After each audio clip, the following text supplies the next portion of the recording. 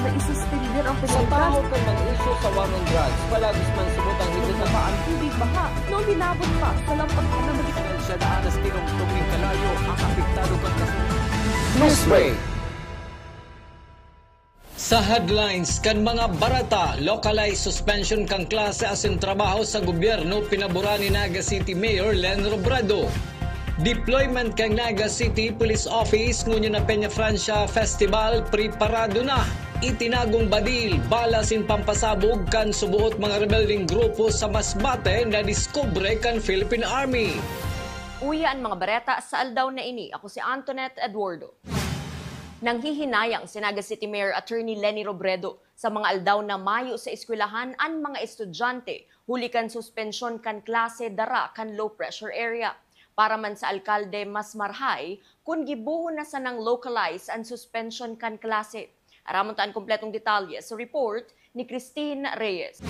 Primerong aldaw kan bulan ni Setyembre, mayo tulos log sa klase ang mga estudyante sa Camarines Sur asin digdi sa syudad ni Naga. Ini matapos ang ipinaluwas na suspension kan Department of Interior and Local Government huli sa mga pag-uuran na namamatayan dara kan low pressure area. Alagad sa syudad din Naga sin ibang parte kan Camarines Sur, ang mayo man namatayanin makusog na pag-uuran. Huli ka ini, apektado subot ang performance kan mga estudyante. Ini ang sentimiento ni Naga City Mayor Leni Robredo. Susug sa iya sa nagkaperang suspension kan klase kan mga nakaaging aldaw, dakulang kabawasan subot ini sa aldaw na dapat nasa eskwelahan asin nagaadal ang mga aki. Matatandaan na sa bulan lang ning Agosto, nagkaperang class suspension ang pinagdeklara kan DILG, huli kan maraot na kamugtakan kan panahon. Pero makasaya ako si schools. Si schools dahil everyday na mayong klase, syempre naapektuhan si kalidad kang edukasyon. Grabe na sinawara. Nakapirang aldaw na kita na suspension. Month of August pa lang. Ngunyan September 1, suspended na naman. Nakakasayang. Dagdag pa kan alkalde, pinag-monitor ninda ang forecast kan panahon kasubanggi. Nagtatao man ng report sa iya si City Disaster Risk Reduction and Management Office Head Reynor Rodriguez. Asin nahiling ninda na kung may pag-uuran, di man subot na kulang epekto kay ni sa syudad din Naga ngunyan na aldawa. Saro sa gustong mangyari ni Robredo na i-localize ang pag-anunsyo kan suspension hulita iba-iba man ang namamatayan sa bilog na probinsya, lalo na kung pag-uulayan ang Camarines Sur. Kaulay ko si Satuyan DRRM Chief, si Reynor Rodriguez. Sabi niya, kaulay ko siya matanga ng bangi. Sabi niya, so far, ang forecast okay. Si suma makitang choice but to suspend. Pero sana, permita manggiraray na wish na sana mas localized. Tadawa Kamsur lang, iba-iba si rainfall warning sa mga banwaan sa Camarines Sur. Halimbawa, this morning, duman sa District 1, makusog talaga ang oras na inaasahan. Pero digdi sa Naga, iman. Pero kay po kita magsunod dahil si order buong province eh.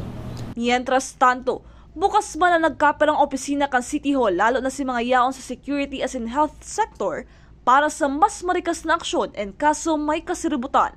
Para sa Janan TV 48 Naga, Christina Alcanza Reyes, Newsbreak. Mientras tanto, Principal Canaga Central School 1 disganado sa sunod-sunod na suspensyon kan klase urug na tamarhay subuot an kamugtakan kan panahon sa syudad ni Naga. Nagbabalik si Christine Reyes. Daiman napugulan ang pagkadisganar ni Ma'am Juliet Curva, Principal kan Naga Central School 1. Hulit ang magayon ang panahon asin sayang subuot ang aldaw, nakaipuhan kan mga estudyante lalo na ngunya na dakulong aldaw ang nawara sa mga ini. Maski mayong laog sa klase ngunya na aldaw sa syudad ni Naga, yaon sa iyang opisina si Ma'am Juliet Curva. Alanganin na subuot ang pagluwas kang anunsyo na mayong klase ngunya na aldaw. Kaibahan kan mga estudyante ang mga maestrang nabuyo na maglaog amay sa indang eskwelahan. Nabigla nga kami kasi yung announcement, magsi-6 na. Halos may mga estudyante na, may mga teachers na sa school. Kaya medyo apektado kasi may hinahabol kaming mga dapat tapusin. Lalo na katatapos lang ng first quarter, so nasa second quarter na kami ngayon. Apektado kami kasi hindi kami nag-i-expect na ganito ang mga suspension. Dahil dati-dati naman, hindi ganito ang suspension of classes. Nagdidepende kami sa sitwasyon ng weather, tsaka palagi ang sinusunod namin yung mga signal lang, kung signal number 1, number 2, ganon. Para masolusyonan ang nagkaparang class suspension, igwang Naga Central School 1 ng alternative modality of learning o pagtaon ng mga modules sa mga aki na sa idang gigibuhon maski nasa harong sinda. Sa paaging ini, dai mapuputol ang pag-adal kan mga aki maski mayo sinda mismo sa laog kan sinda mga classrooms. Yung aming alternative modality of learning, bali na saan na kami, ang ginagawa na lang ng mga teachers, nagsisend, lalo na bigla ngayon so hindi naman namin expected ngayon.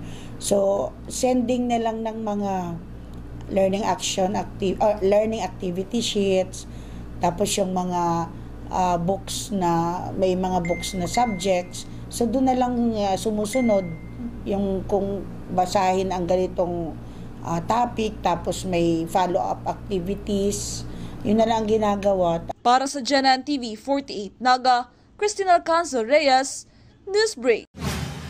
Sa kasumpay na bareta, dai na nasusunod kan kadaklan sa mga eskwelahan an sa indang school calendar, huli kan sunod-sunod na mga class suspension. Para masustenir sana ang pagtukdo asin pagkanood kan mga estudyante. Ipinapasunod kan Naga Central School 1 an alternative modality of learning asin ang Saturday classes. Ang ginagawa namin tulad nung nagkaroon din ng suspension ng July 23 to 25. So 3 days yun. So ang ginawa namin, nagsimula na kami ngayong August 23, Saturday, the 1 day. Tapos last August 30, another day. Saturday yan, Saturday classes. So nakabayad na kaming 2 days dun sa nawalang 3 days. So another one, then another 1, 2 days na. Di may 1 pa kami dun sa 3 suspension of classes. May utang pa kaming isa. Tapos nag-suspend uli the other week. Meron ulit suspension the other week And then ngayon, the 3 days na naman ang utang ng school namin dito sa Naga Central School 1. So we do we make up classes during Saturdays. Because they kumbaga Saturdays naman are allowed for makeup classes. Sa iba pang bareta, mayo mananotaranin paglangkaw nin tubig sa mga barangay sa syudad ni Naga, lalo na sa mga riverbank kan mga nakaaging aldaw, nakaandaman subuot ang mga barangay sa mga dapat nagibuhon, mantang nakaantabay man ang CDRRMO na pinamamayuhan ni Mr. Raynor Rodriguez para sa tabang na pwedeng itao. Pon kang Sabado hanggang kasaugma, duman po sa GC po kang Barangay Disaster Risk Reduction Management Council. Nagtao na po kita ng information and instruction. But so far po, mayo man po na nanuntaran na paglangkaw po ng tubig, especially sa along riverbanks po. Padagos pa sa mga bareta, deployment ka Naga City Police Office preparado na para sa darakulang aktibidad ngunya na Peña Francia Festival. Mga may sa dirinin drone na planong gamiton ngunya na Setyembre dapat magpaaram sa mga otoridad. Ramot ang detalye sa report ni Cristina Valenzuela. 2,250 na mga uniformed personnel ang nakatagamang i-deploy ngunya na Peña Francia Festival sa siyudad ni Naga. Kabali na igdi ang 800 na mga kapulisan sa Naga City Police. 1,433 ang pinag-augment kang Regional Office 5 na ipapadara sa Naga City Police na maabot sa September 11, mantang 300 man na mga personnel ang naka-standby in kaso maghagad pa ng dagdag na tabang ang PNP Naga.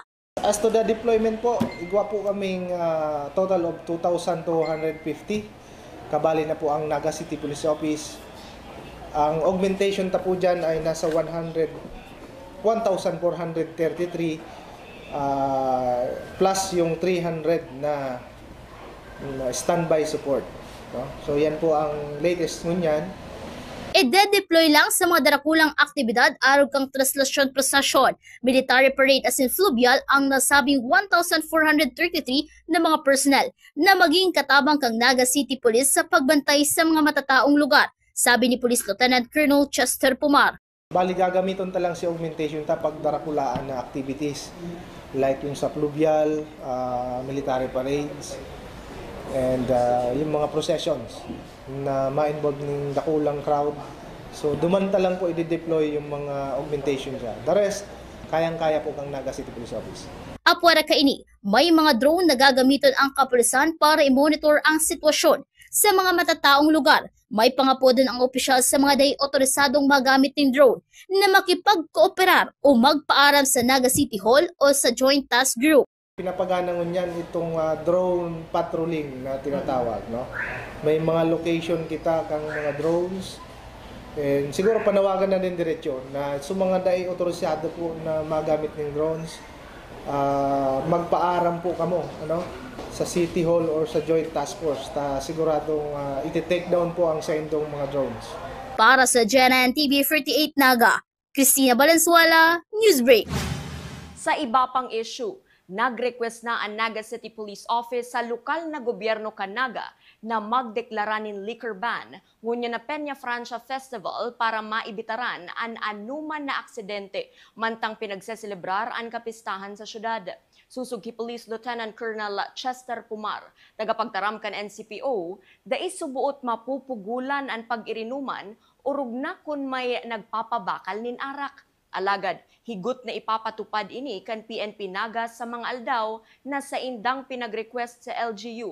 Urug na tasaro sa mga naiimbwelto sa aksidente, iyo si mga nasa impluensya nin arak. Naglalaom si Police Lieutenant Colonel Pumar na sa bilog na selebrasyon kan Peña Francia ipapatupad ang liquor ban. Sa preparation po, igwa na kitang request sa City Hall na liquor ban.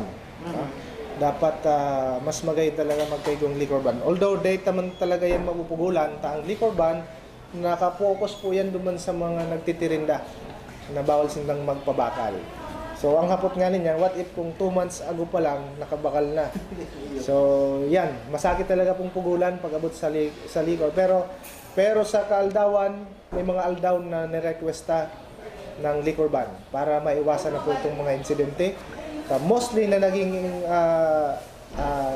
common sa mga involved sa mga insidente is nakainom. Mayo pa po kitang detalye, mas magayon nga ni kung buong Peña Francia celebration liquor ban tayo.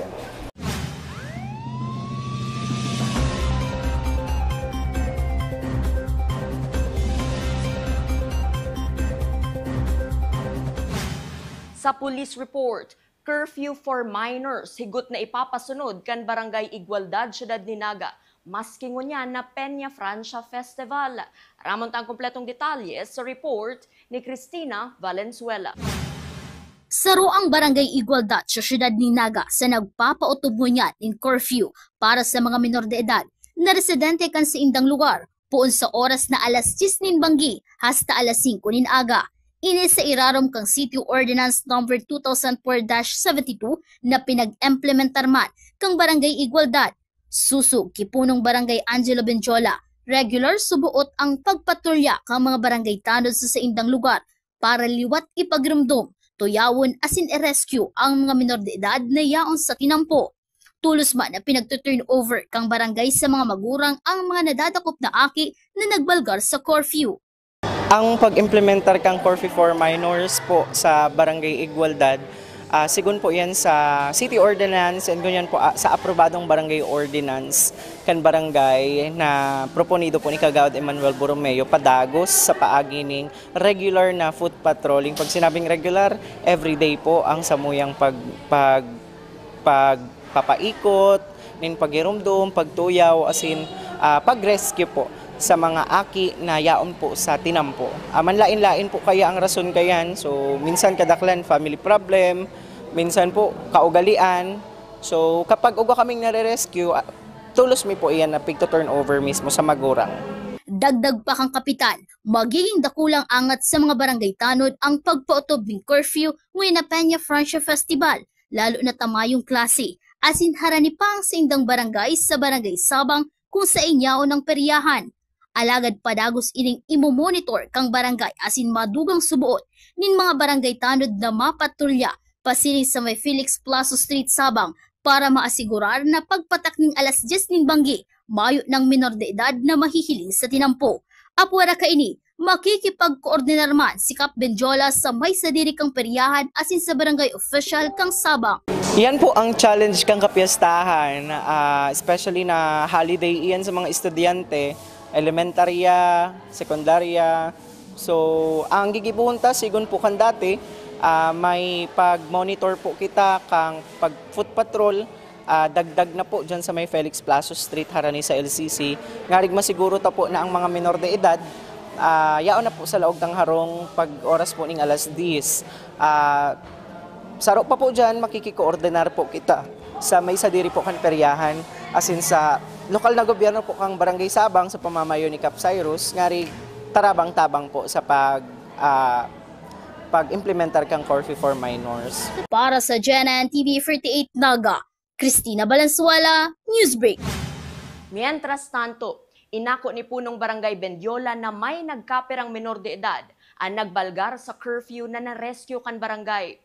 Kabali man sa nanotaran kan barangay, iyo ang padagos na paglangkaw kan report sa Child in Conflict with the Law o CICL. Alagad pinaglinaw ni Kap Bendiola na day ini konektado sa pagpautob nin curfew for minors. Alagad nin huli ta imbuelto ang mga menor de edad, kaya kinakaipuhan na ipadagos ang mga dapat i-implementar kan sarong barangay. Dagdag pa kan kapitan, may flowchart na sinusunod ang barangay manungod sa tamang pag-rescue kan mga aki na may conflict sa batas o may huma sa saindang seguridad. May mga pera po kaming nare-rescue pag abot sa curfew for minors. Ang saro lang na bagay na nanotaranta, padagos ang reports kang children's in conflict with the law and children's at risk sa barangay. So, daiman siya nagpo-fall under sa curfew for minors, pero still, tungkol man giraray siya pag abot sa mga kaakian. So, kaya kinakaipuhan ta talaga digdi sa barangay kang igualdad na ipadagos kung ano si mga dapat na ipag-implementar sigun po sa mga ordinansa kan syudad. Saka sigun po duman sa mga lays na kasuguan nagibuhon po sa laog ng barangay. May flowchart kitang sinusunod ahali sa Children's Office, manunungod po sa pag-rescue kan mga aki na may conflict sa batas, as in si mga aki na may huma pag abot sa saindang kaligtasan. So, iyo po itong sinusunod ta. Kapag may nag-report, inot na inot, ipapapod ang sa tuwing barangay social worker aid, ngarig i-intake si inputs, si mga information kan si aki. So, kasi dakulaon ng confidentiality and privacy na dapat itinatauta sa mga nare-rescue tang mga CAR and CICL. Padagos pa sa mga bareta, bago magtapos ang bulan kan Agosto, liwat naka-score ang tropa kan militar duman sa probinsya kan Masbate. Matapos na madiskubre ninda ang pigtataguan kan mga badil, bala asin bomba na subuot pagsasadiri kan mga rebelding grupo. Ramon tang detalye sa report ni Melvin Machado. Bago magtalikod ang bulan kang Agosto, duwang lugar pa sa probinsya kang Masbate na subot pinagtaguan nin manlain-lain na klase ng armas kan pinagtutubod ng rebelding grupo ang nadiskubre kan tropa kang 2nd Infantry Battalion Philippine Army. Ang mga ini nadiskubre sa Barangay Libas, Placer, asin sitio na Inday Purok 7, Barangay Antipolo, Palanas, Masbate. Ang accomplishment ni ang kinumpirmar mismo ni Major Frank Roldan kang Division of Public Affairs Office kang 9th Infantry Division Philippine Army. Lokasyon na pinagtataguan ng mga armas ng New People's Army dito sa bahagi ng Masbate, no? Una dito sa Barangay Libas ng bayan ng Placer at pangalawa naman po dito sa Barangay Antipolo ng bayan ng Palanas. Samot-saring mga baril, mga bala, sangkaterba po yung bala na nakuha nila, no? Aabot po ito sa mahigit 5,000 bala na magkakaibang baril. Samot-sari din po yung mga bomba na nakuha nila at yung iba po pong mga kagamitang pang-terorista. Mismo hali sa mga residentes asin sa mga nagbalik loob sa gobyerno ng mga dating rebelde ang impormasyon subuot na ipinapaabot sa militar. Mensahe nun kung bakit nakukuha o yung mga sikretong itinatago nila na mga armas at kagamitan, kung bakit nakukuha. Maaring sa kanilang grupo ay meron ding nagtatraidor bukod doon sa mga impormasyon na pinapaabot ng ating mga kababayan. Indikasyon nito na hindi na sila nagusto ng taong bayan at indikasyon din po ito na yung mga dati nilang kasamahan ay na-realize na hindi maganda yung kanilang pinaglalaban kaya sila na rin mismo ang tumutulong para pabagsakin yung armadong pakikimbaka ng New People's Army dito sa ating rehiyon.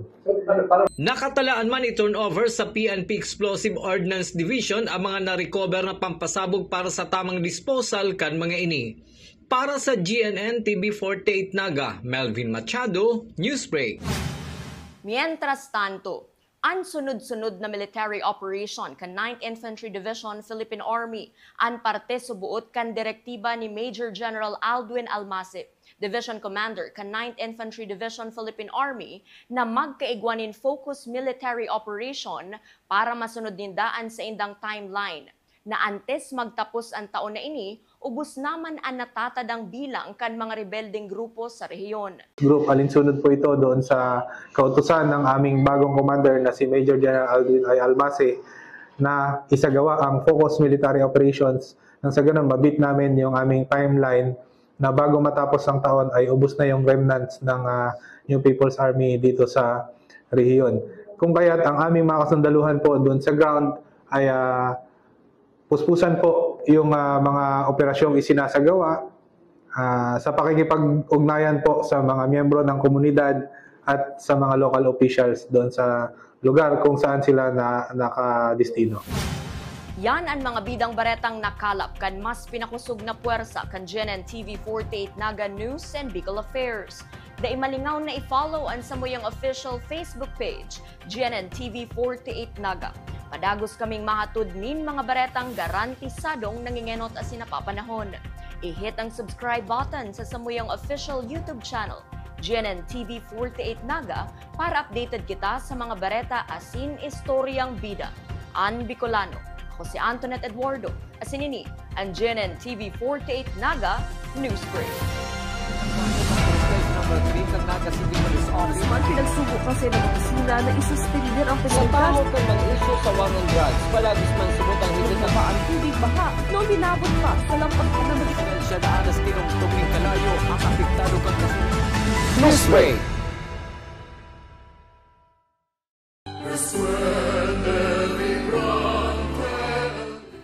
In this season of deep faith and joyful celebration, we at the Naga College Foundation join the entire Bicolano community in honoring Ina, Our Lady of Peña Francia, a mother to all. As children of Ina, we are reminded that her love knows no boundaries. She embraces each one of us regardless of who we are, where we come from, or the path we walk in life. As the NCF dare to change the game this year, in the spirit of Ina, we are called not only to play the game of life, but to transform it, to shift perspectives, uplift others, and create spaces of innovation and compassion.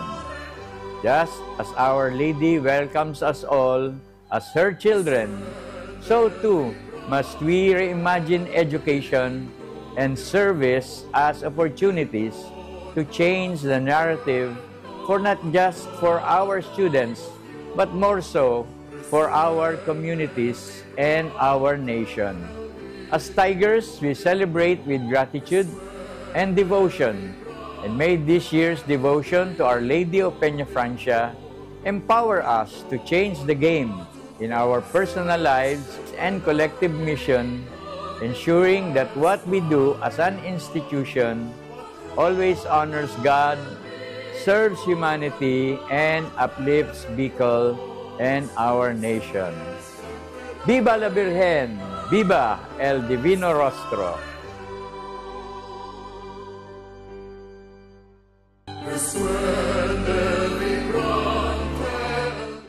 Viva la Virgen! Viva el Divino Rostro!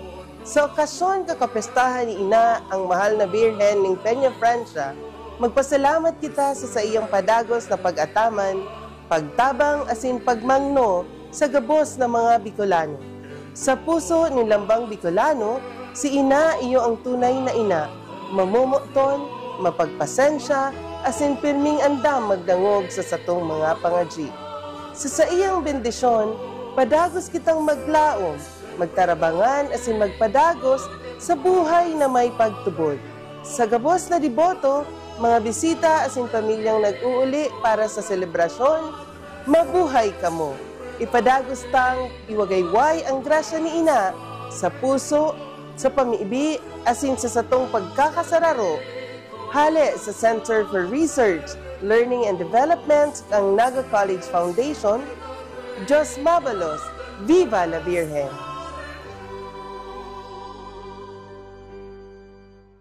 The future is a race. At Naga College Foundation, we don't just keep up. We set the pace and we change the game. College of Business and Management, where ideas grow into enterprises. College of Teacher Education, shaping minds that shape the nation. College of Health Sciences, where compassion meets innovation. College of Engineering, designing solutions that redefine tomorrow. College of Arts and Sciences, fueling creativity, culture, and connection. College of Accountancy and Finance, empowering the economy through mastering numbers and market. College of Criminal Justice Education, protecting communities with excellence and integrity. College of Computer Studies, coding the language of the future. And with NCF micro-credential programs, you don't just wait for the future. You leap into it. Gain and demand skills fast, short, powerful, and flexible. Designed to fit your life and fuel your career. 8 colleges, endless possibilities, and micro-credentials to keep you ahead of the game. Introducing Converge FlexiBiz. Be in control with your daily connection needs for maximum productivity. You can boost your connectivity when you need it the most. Have it at an all-time peak or adjust speeds during hours of the day, whatever your business needs to support. Enjoy value for your money with a budget-friendly, reliable, and flexible package made for you.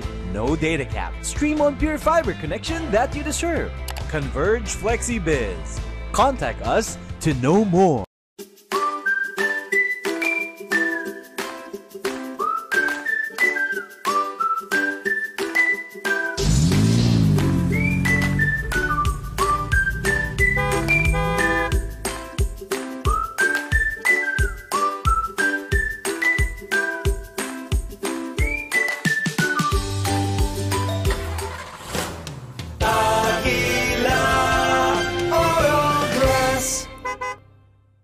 May problema ka ba sa iyong paningin? May sagot tayo dyan. Naga Optical Clinic with modern apparatus, computerized eye refraction, wide variety of latest fashionable frames, special and custom lenses, contact lenses, at mga sunglasses sa abot kayang halaga. Naga Optical Clinic, complete optical laboratory, eyeglasses made while you wait. Naga Optical Clinic. Ano man ang pangarap mo? Matutupad yan dito sa NCF. College of Computer Studies.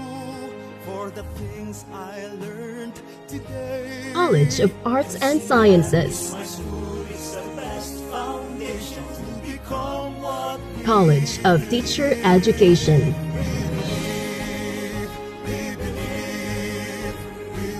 College of Accountancy and Finance. College of Business and Management. College of Engineering.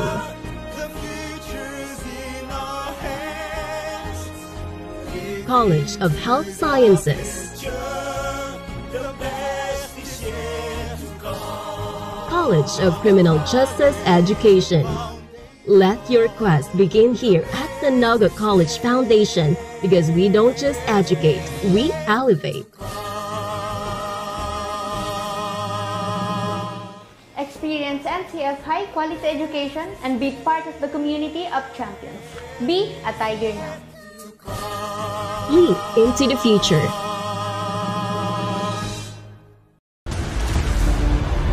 Your quest begins with a single step, where passion meets purpose, and learners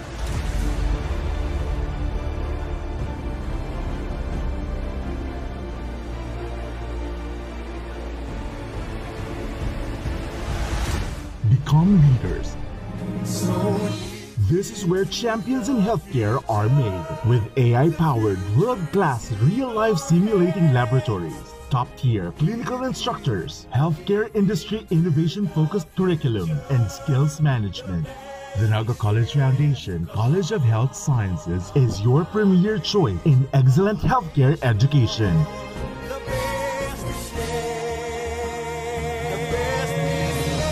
Change the game. Be a champion. From dreams to strategy. From passion to profession. What can you be with a marketing degree?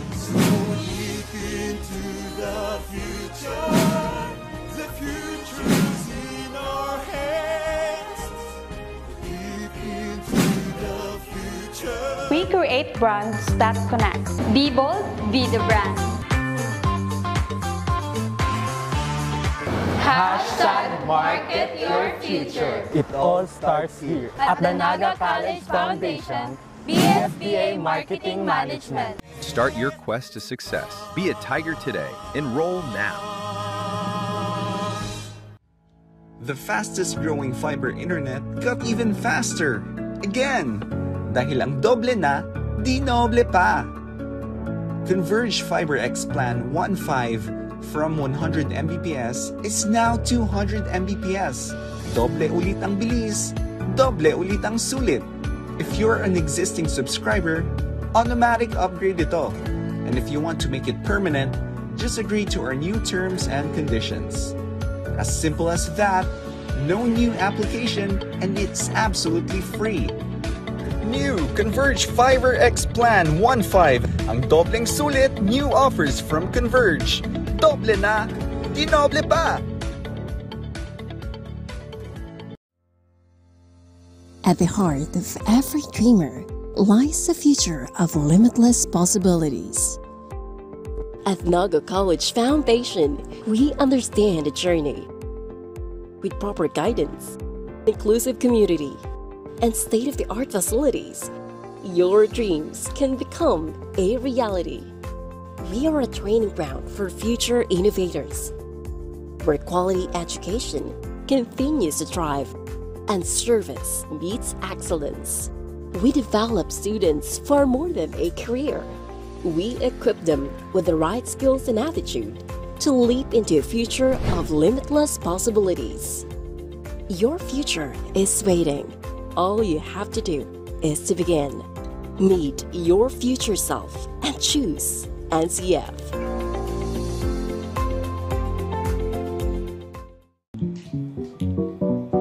Tanga diri ko nababay na GNN TV48 Naga. Kalma! Lumipat lang ang GNN TV48 Naga sa Channel 48.1. What? Direk, ang simple lang ng solusyon dyan. Kunin ang remote, pumunta sa menu Setup o Settings, at hanapin at pindutin ang scan at hintayin. Then, boom! Balik na si GNN sa Channel 48 mo. Para sa mga balitang nanguna at napapanahon, at sa mga programang suwak sa panlasa mo. Tutok lang sa GNN TV48 Naga, Bida ang Bicolano. At NCF, we're all about that holistic grind. Hands-on training, real-world experience, and affordable education that gets you industry-ready. Shoot to edit? Dito, from concept to screenwriting. From shooting to editing to actual broadcasting, NCF was the first and the only school that has its own operational television and radio stations. No boring stuff, just real skills for the real world. Jika na ba? Tiger today.